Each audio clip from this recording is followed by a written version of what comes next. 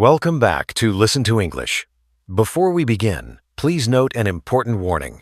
This video is specifically designed for C1 Advanced English Listening Practice. The speech will be fast, idiomatic, and nuanced. If you are looking for practice at a different level, please check out the other playlists on our channel tailored for A2 or B1 learners. Today, our resident corporate cynic, Kevin Kim, is back to discuss a universal corporate torture method, the mandatory office party. If you hate small talk, this episode is for you. Enjoy. Hey everyone, Kevin here. I want to talk about a specific sound today. It's a notification sound on my work computer. Usually, it's just another boring meeting that could have been an email. I can handle those. I just mute my microphone and dissociate. But sometimes, it's something much worse. It's the sound of looming social disaster. I got one yesterday at 4:45 p.m. Subject line, mandatory fun alert. Q3, team building mixer and networking. I physically recoiled from my screen. My soul briefly left my body, my social battery, which was already critically low because I had to explain Excel to 3 different people that day, instantly dropped to 0%. We need to have a serious conversation about the concept of mandatory fun. This is the corporate world's favorite oxymoron. Let's be very clear. If my presence is required, if my career prospects depend on me showing up and performing happiness, it is by definition not fun. It is unpaid overtime, wearing a silly party hat. I spend 8 to 10 hours a day with my colleagues. I know how they take their coffee. I know the names of their pets. I've heard them chew salads on Zoom calls for 3 years in high definition. We are good. We have a functional, professional, working relationship. Why, in God's name, do I need to spend my precious Thursday evening in a poorly lit hotel lobby, holding a lukewarm glass of cheap Pinot Grigio, pretending that we are all best friends? The absolute worst part of these events is the small talk. It is excruciating. It's painful. When you are forced to socialize with people whose only connection to you is sharing a payroll department and a communal fridge, the conversation hits a wall faster than a crash test dummy. There is a sacred trinity of boring corporate questions that you just cycle through on repeat. You know them. 1. So how about this crazy weather we're having? 2. Wow, it's been a busy week, hasn't it? Got any big plans for the weekend?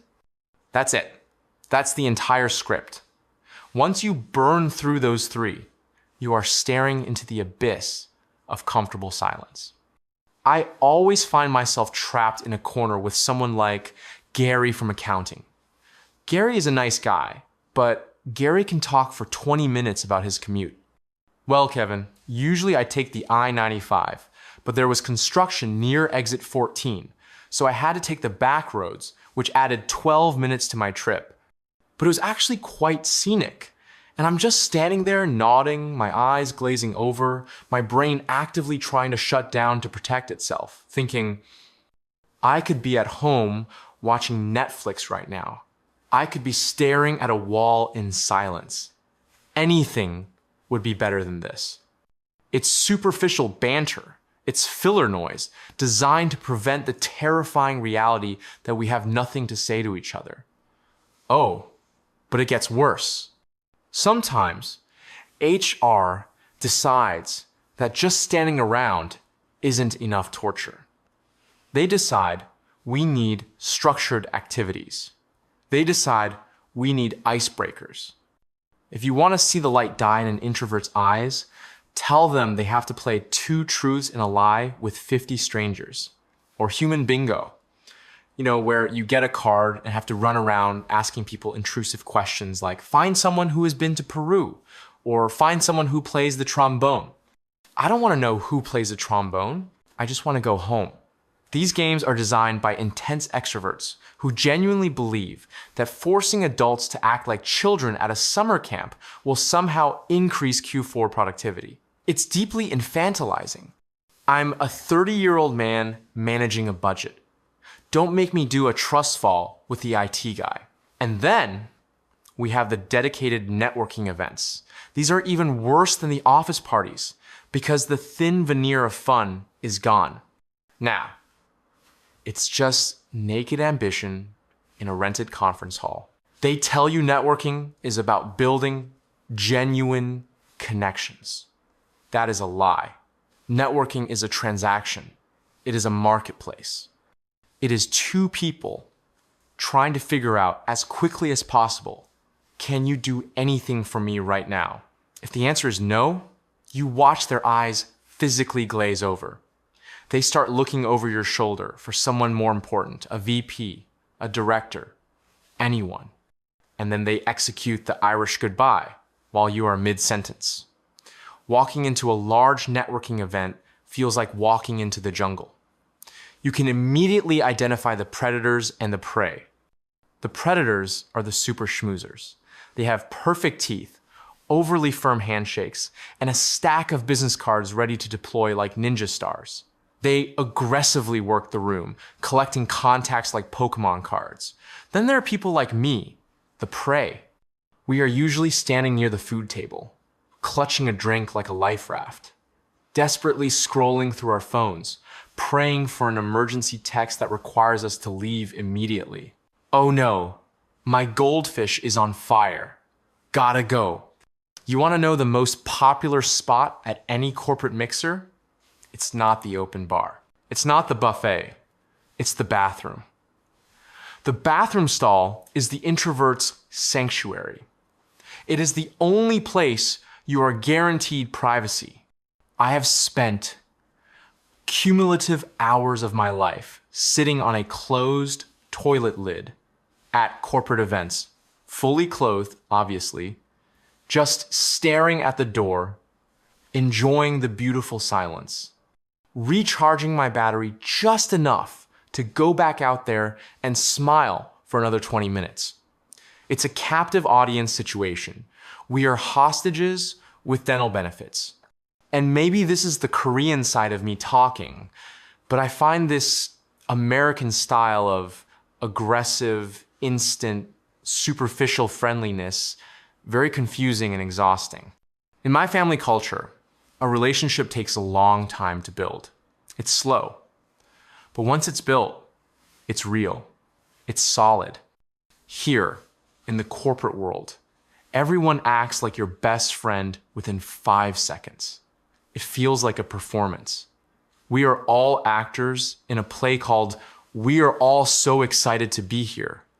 But we all know the play is terrible. The script is boring. And we all just want the curtain to drop so we can go home and put on sweatpants. So I want to end this with a plea to all the HR managers, the culture committee leaders, and the extroverted CEOs out there listening. I know you mean well. I know you are genuinely trying to boost morale and build culture. But please, stop forcing it.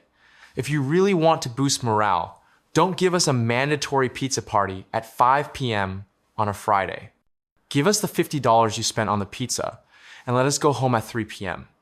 That is morale. That is culture. The greatest gift you can give your employees is not forced friendship. It is autonomy. It is time away from each other. Anyway, I have to go. That Q3 team building mixer starts in 10 minutes. I need to go look in the mirror and practice my interested face for when Gary starts talking about his commute again. Wish me luck. Or better yet, pray for a localized power outage. Bravo! That was a tough, long-form C1 workout, and you made it to the very end. You navigated Kevin's fast, sarcastic speech and handled nuanced concepts like social battery and transactional networking. This kind of challenge is exactly how advanced progress happens. Your listening muscles just got stronger today. Trust the process. You are doing fantastic work. If you're proud of your effort, hit that like button and subscribe to Listen to English for more challenges. See you in the next video. Goodbye.